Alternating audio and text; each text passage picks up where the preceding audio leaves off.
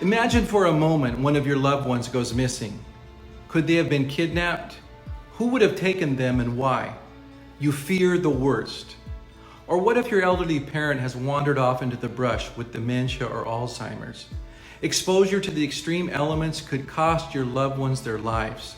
Time is of the essence. Across the country, the dedicated men and women of search and rescue put their own lives on hold to find your loved one. Let's take a closer look at what is going on down in San Diego as we meet my friend, the late Sergeant Don Parker, and the rescue riders.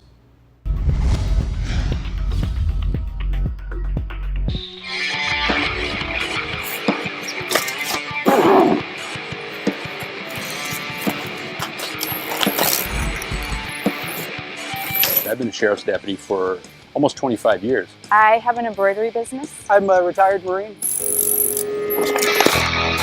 They come from different backgrounds, but together they could save your life. When there is a missing person in the county, the communication center is notified and the communication center calls me. Don Parker is the coordinator for the San Diego County Sheriff Search and Rescue Team. A lot of times when the brush gets thick like this, you have to stop. You have to stop and look.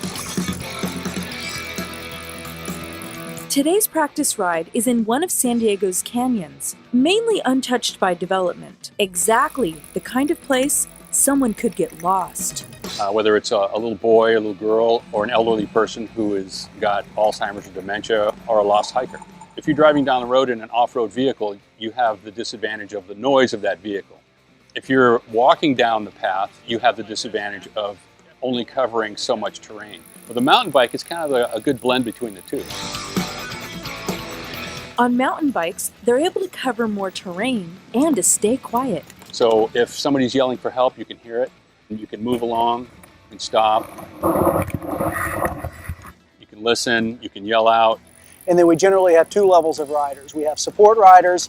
If you can get on a bicycle and not fall off the thing, you generally qualify as a support rider. And then we have technical riders.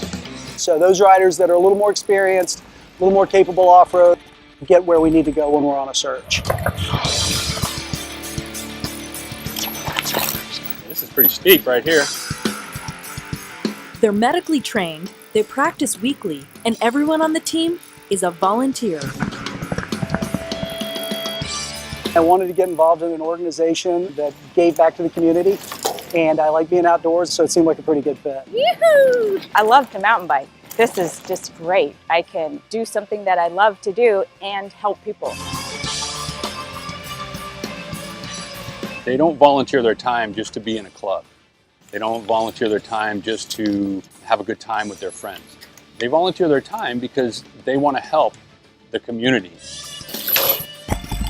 This is who you want to see if you get lost. They usually get called when most people are sleeping. They search in extreme weather conditions, but they all say it's worth it if they have a chance to save a life.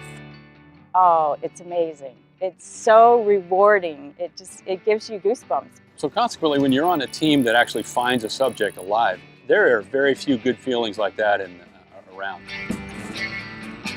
About the only qualification is you got to be willing to wake up in the middle of the night and go into the cold. I mean, it's San Diego, but we've been out on searches where there's been a complete whiteout in a blizzard in the Laguna Mountains. We've been out in Anza-Borrega Desert where it's 120 degrees. You got the kind of what we used to call in the Marine Corps the intestinal fortitude. Everybody's welcome. Awesome job by you guys today. Let's do it again next week. All right.